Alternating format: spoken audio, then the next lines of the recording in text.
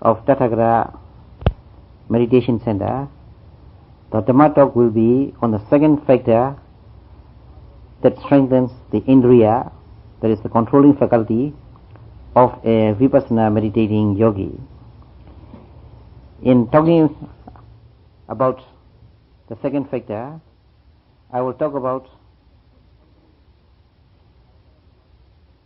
how to respectfully and penetratively note the bodily behavior, and also how to respectfully and penetratively note the Vedana sensation.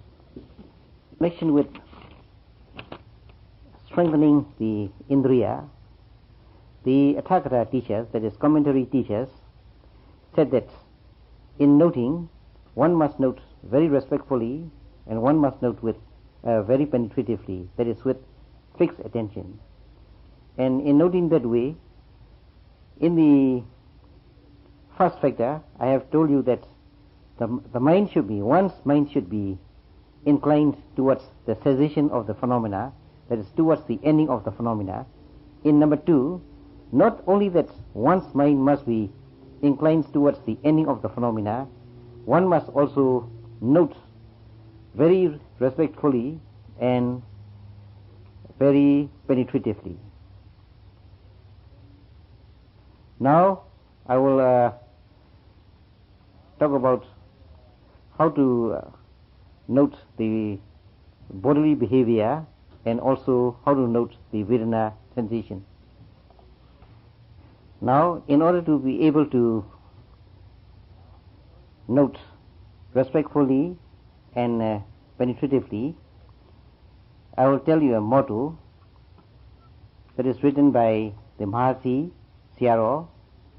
The motto is, to do noting requires respectful and penetrative mind.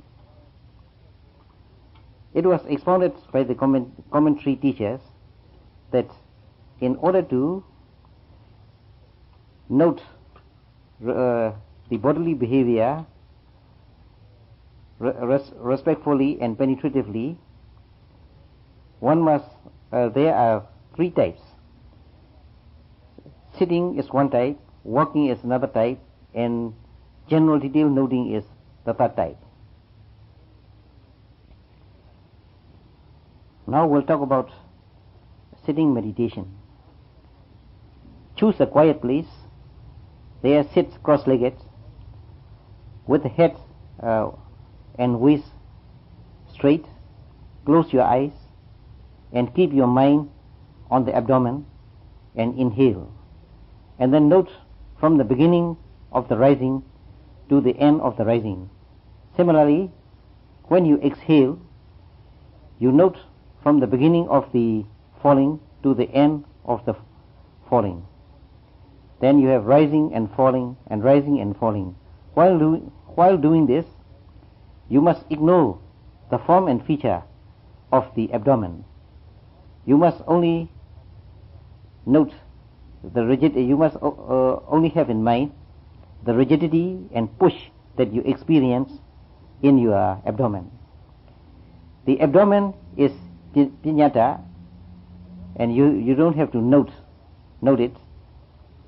You have only to note the rigidity, which is vayo paramat. Piñat is namesake. It's a convention, and paramata is the absolute truth. So you got to note only the absolute truth and not the convention nor the namesake. And you must try hard to note as much as you can. Similarly, when the abdomen is falling, you got to note the movement inside, which goes on decreasing, and you must penetratively note it. You note the movement, which is paramata, that is, which is the absolute truth. You have to note so that you know it, and you note rising and falling, rising and falling. And while you are noting rising and falling, if you are concentration is not mature, then you note rising, falling, and touching. And while you are noting rising, falling, and touching, you must ignore the form and feature, but you must only note this stiffness or the tenseness, which is piññata, that is, which is the absolute truth. Which is paramata and which is absolute truth. You should not note the piññat portion. Sometimes there is a hardness, sometimes there is heat. Hardness is patawi, that is earth, and the heat is tezo, that is heat. The hardness and heat are paramat and not piññat. So when you note rising, falling, and touching, and if you have a concentration is good, it is okay. If the concentration is not good, then you note 4 steps: rising, falling, touching, and sitting.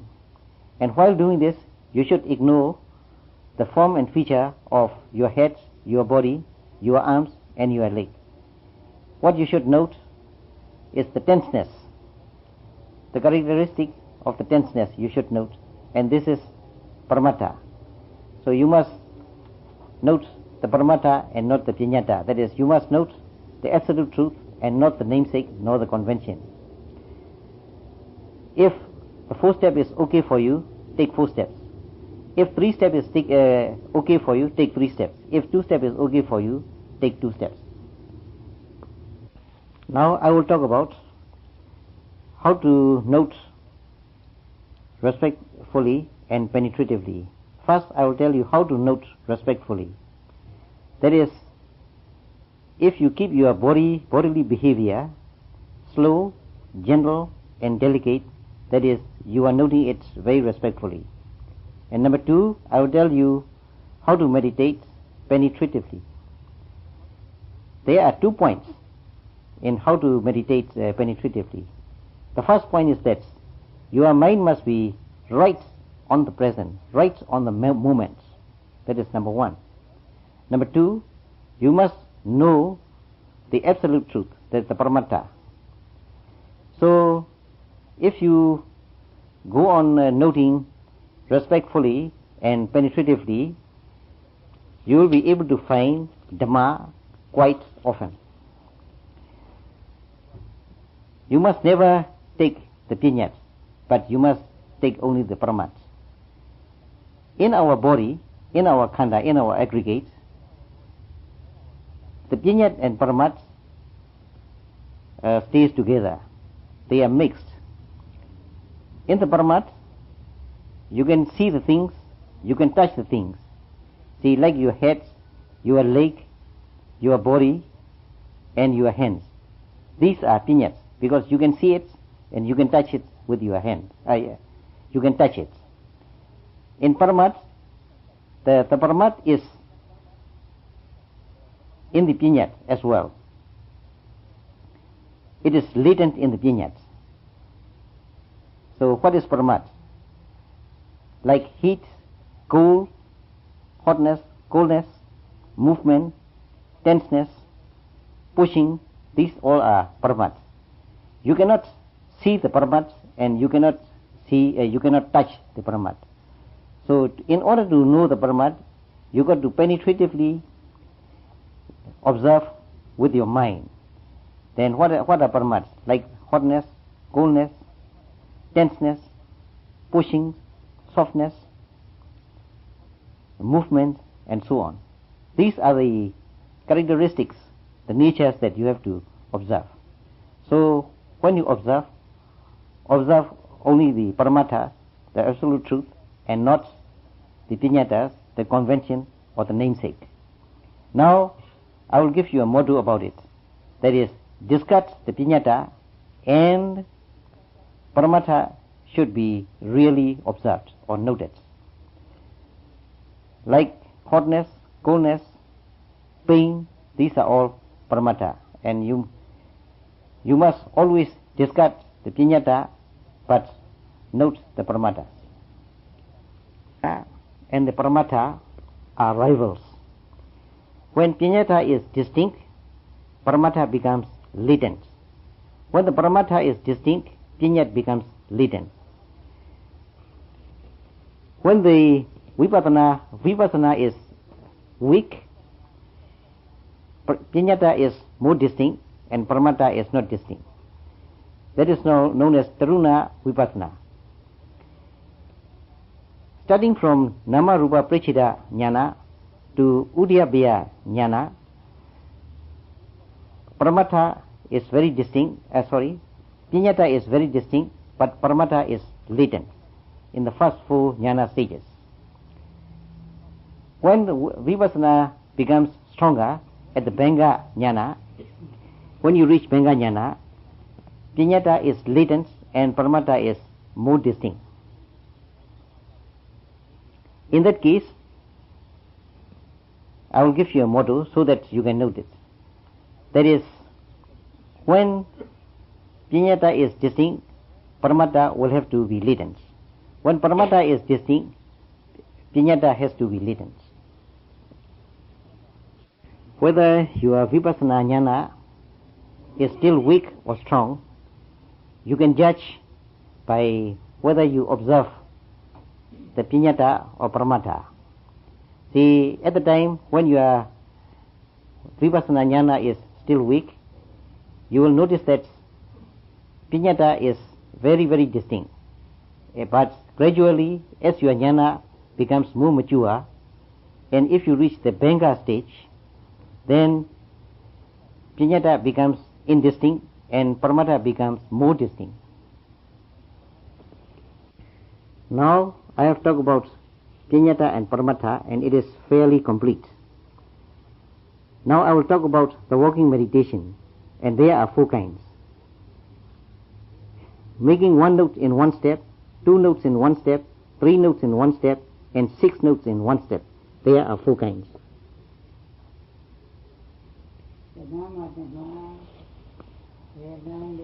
Now let us start with 1 note for 1 step, 1 note in 1 step. That is, you are taking the left leg 1 step, or you are taking the right leg 1 step. Each time you take 1 note each. The leg itself is Piñata, that is the convention. So you don't think about your leg, you only think about the movement of the leg. That is Paramatha. To 2 notes for 1 step. That is lifting and dropping, lifting and dropping. While you lift, it moves upwards, and when you drop, it moves downward.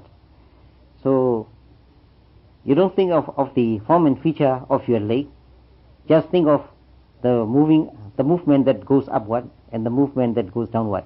The movements are Paramatha, that is the absolute truth, and the form and feature of your legs are Piñata, that is the convention. 3 notes in 1 step. That is, you lift your feet, that is, and note there.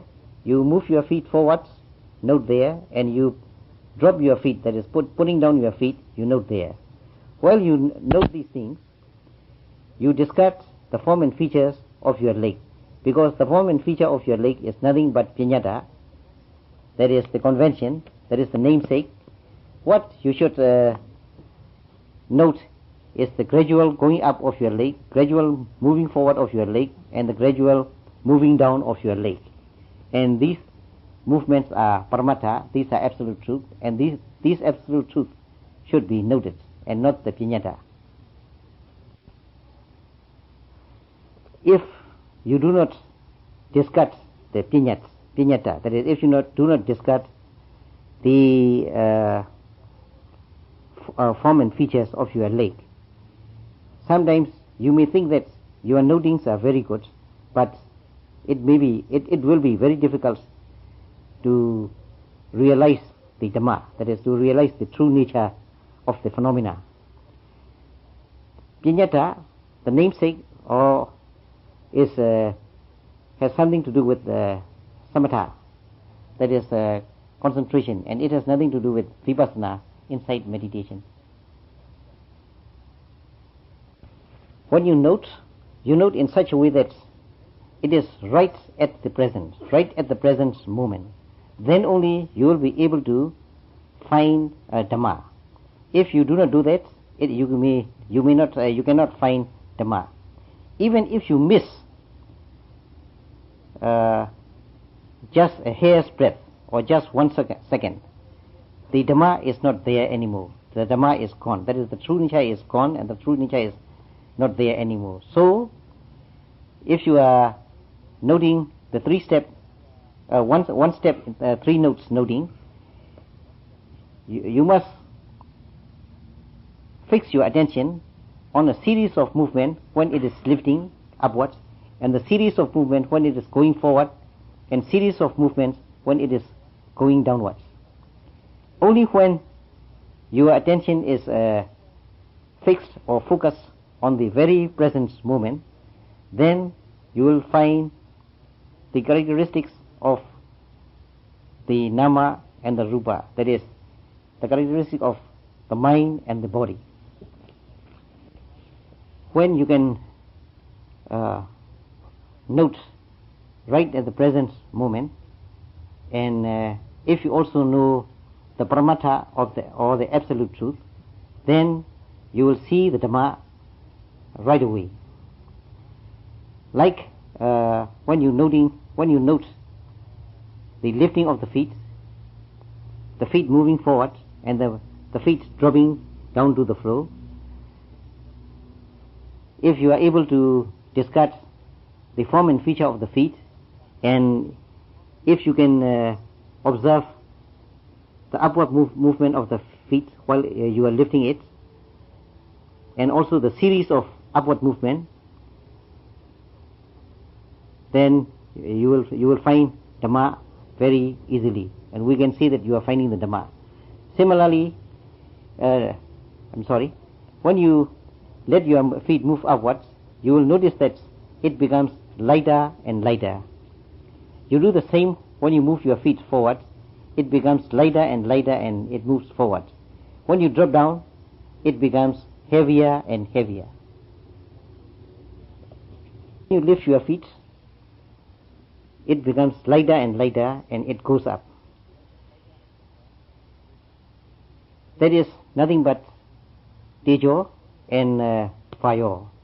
Tejo is gaseous and gaseous element, and it also the fire element, and it is also the element that has something to do with lightness.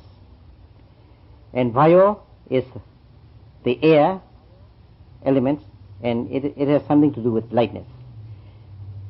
When you move your feet forward, it becomes lighter and lighter, and it moves forward. When you move your feet downwards, it moves slowly downwards, and it becomes heavier and heavier. The heaviness is nothing but Patavi and Avo. Patavi is the earth element, and it is hardness, and it is heaviness. Vayo is water element, and it is also the element that has something to do with hardness. If you experience these things, then you are finding the Dhamma. Now, it is good to note how the Dhamma is found. I will give you a motto. Te and Va are 2 elements, and in it the lightness is distinct. Te, you know, is Tejo, and Va, you know, is Vayo. I had already explained to you the meaning. Pa and are 2 elements, and in that heaviness is distinct. Pa is Patavi and A is Avo.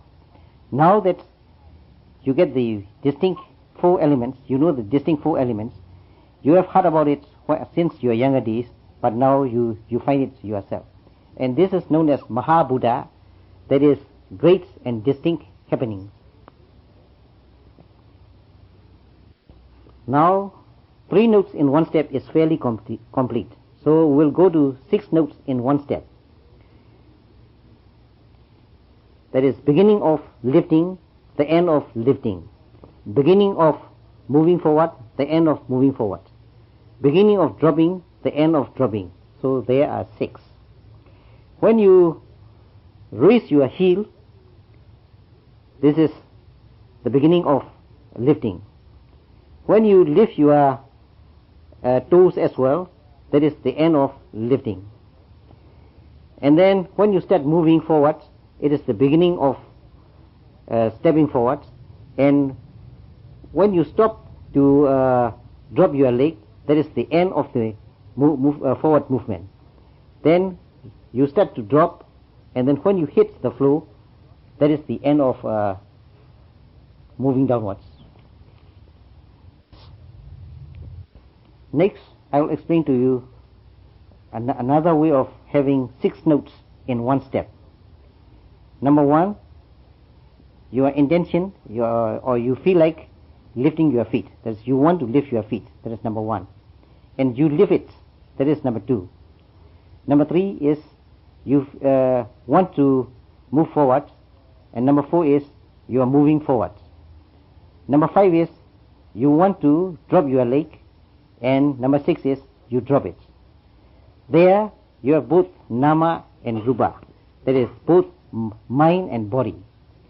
The intention or the feeling is nama. That is mind. And the actual doing is rupa. See, when you lift your feet, you want to lift, and that wanting is nama, or that is the mind.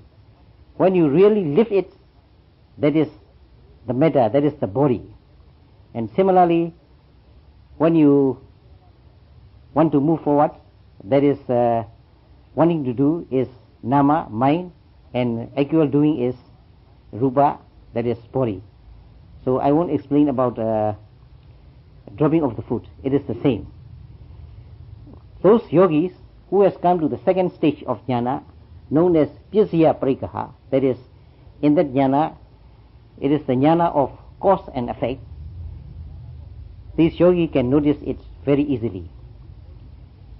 Because first you have the feeling of wanting to raise your feet. That is distinct. That is the cause. And then you lift your feet. That is the effect. Similarly, you want to move forward, you move forward. You want to drop your leg, you drop your leg, and so on. And in these, both nama and rupas, that is, the mind and body, mind and metta are combined. Way of taking 6 notes per step. There, number 1, you lift the heel. Number 2, you lift the toes. And number 3, you move forward. Number 5, you drop it down. Number 6, you hit the floor. That's number 5, I think. Yeah, number 5, you hit the floor. And number 6, there is the pressure on the floor. This kind of noting can easily be done by the younger people, but it may be a little bit difficult for the older people. So for the younger people, if the noting is controlled by 6 notes like this, there is a chance that the mind may not wander away from the yogi.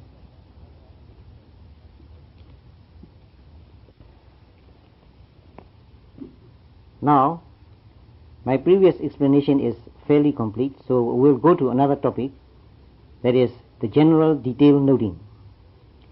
I will give you only 2 today because we have not much time left, so the rest will be given tomorrow.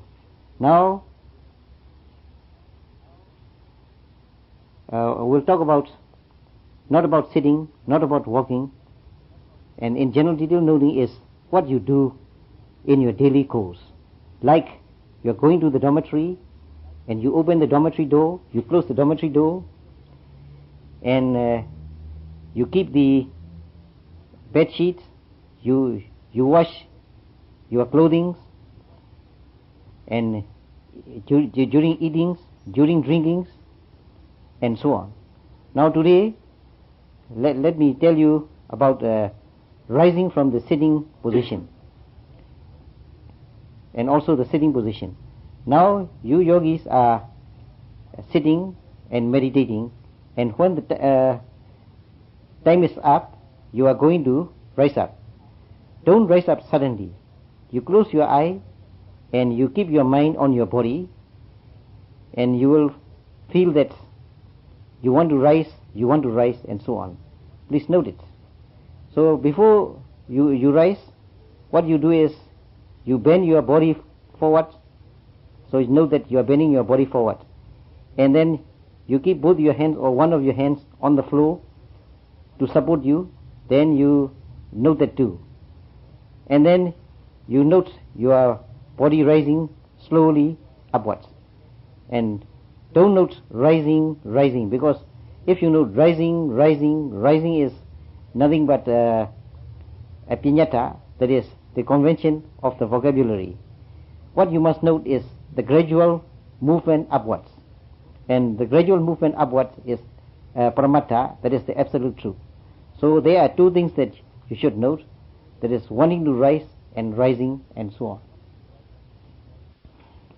Now I will talk about the sitting down business. Now when the yogi arrived in this hall, he or she got to sit. When he arrived at the sitting place. So don't sit down very quickly. You must see that there is a feeling of wanting to sit down, and you must give a special care to that. You have been sitting many a times like this without noting. Now you can have, if you are careful, you will realize that first there is a feeling that you want to sit.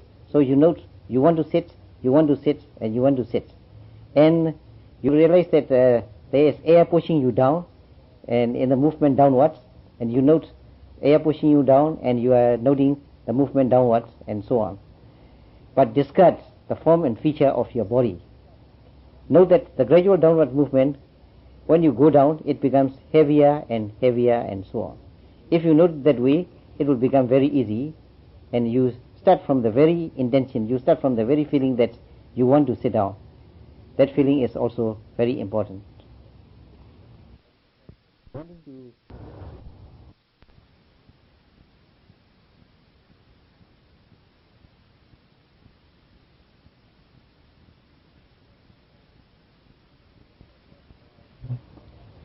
You have, in the case of rising,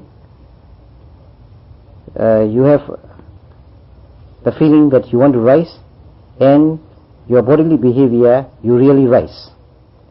And also, when you want to sit, when you are going to sit, there is a feeling that you want to sit in the first place, and you really sit down. So these two things are, if you can differentiate these two things, that is, the first one is wanting to sit and really sitting, and wanting to stand and really standing. So the wanting phenomena, the intention to sit or the wanting phenomena, is the mind, and really sitting or really standing is the metta. So if you can differentiate these things, you reach a stage of jnana which is known as Rupa Nama Precita. Rupa means matter, body, and Nama means mind, and Precita means you can differentiation or analysis. So now you know that there is no I, only mind and matter are present. Then you can decide for yourself that you have reached that stage of jnana. You go to sit because you want to sit. If you don't want to sit, you will not sit. So the parts you want to sit is the cause, and you sit, that is the effect. So there are cause and effect. Because of the cause, you got the effect. If you realize that, you come to another stage of jnana, which is known as Pyasya Parikha. The Pyasya Parikha is the jnana of cause and effect. If you reach that stage, you become a Chula Sotapanna. That is small Sotapanna, or junior Sotapanna, or junior stream winner. Stage, you get to the second stage of jnana. The first stage is Namarupa Precita, and the second stage is Pisya Brigaha.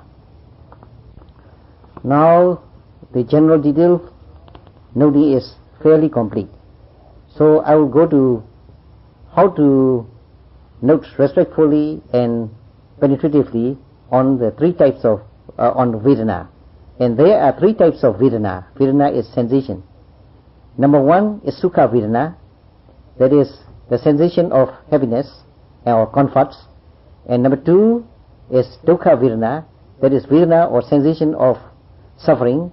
And number three is Adukha Asukha Vedana, that is the sensation of no comforts and no suffering Vedana.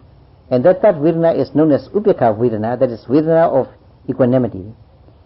So when you have Dukkha Vedana, that is when you have the suffering sensation, you have Padigha Nusya, that is you have dosa, that is you have anger.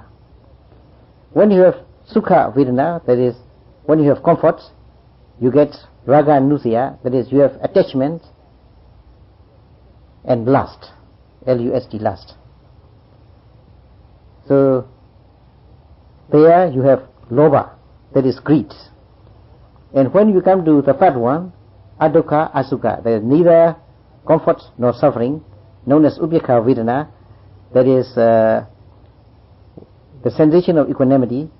There you have Moha, that is delusion, and this is known as Avijja Nusya. The three Nusyas dwells in there. If you can, only if you can discard these things, that is the anger, the greed, and the delusion or ignorance, then only you may reach Nibbana.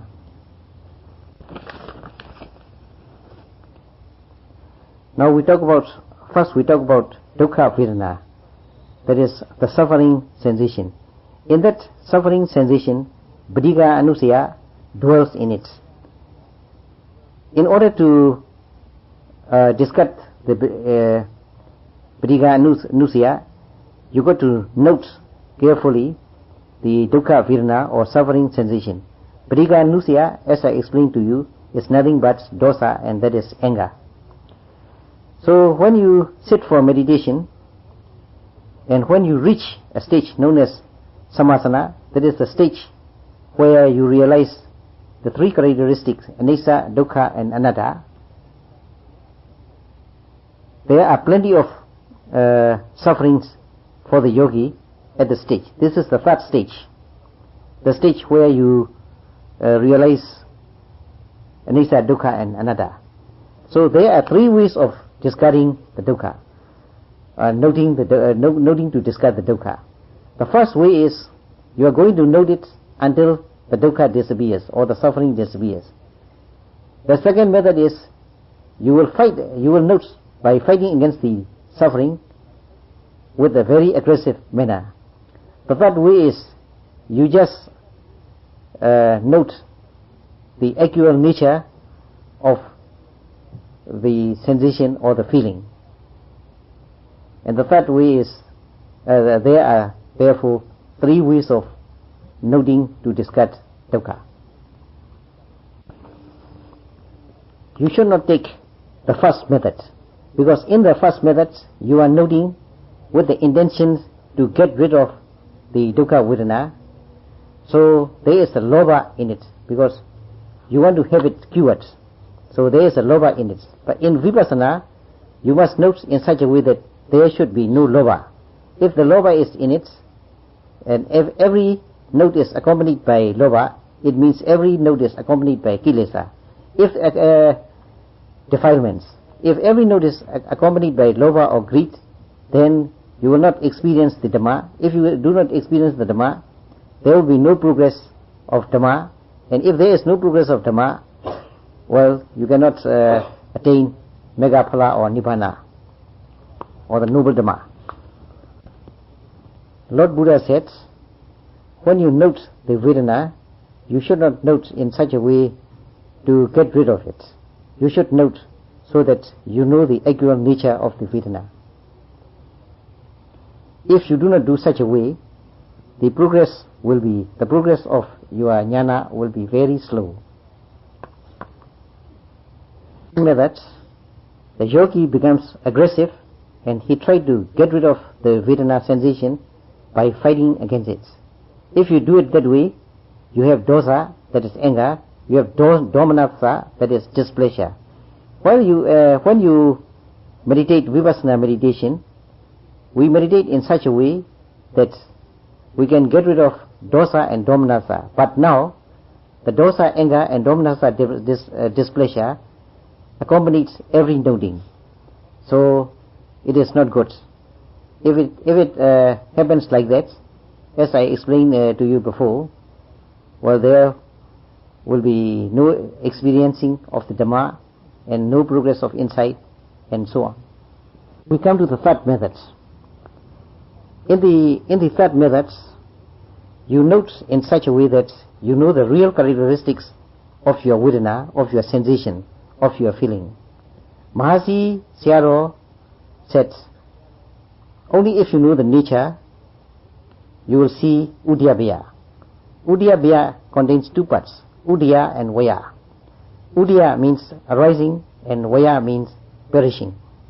So in order to reach that stage, that is the number 4 stage, see, you must note the Vedana sensation, your sensation in such a way that you know the nature and characteristics of the Vedana. For the yogis,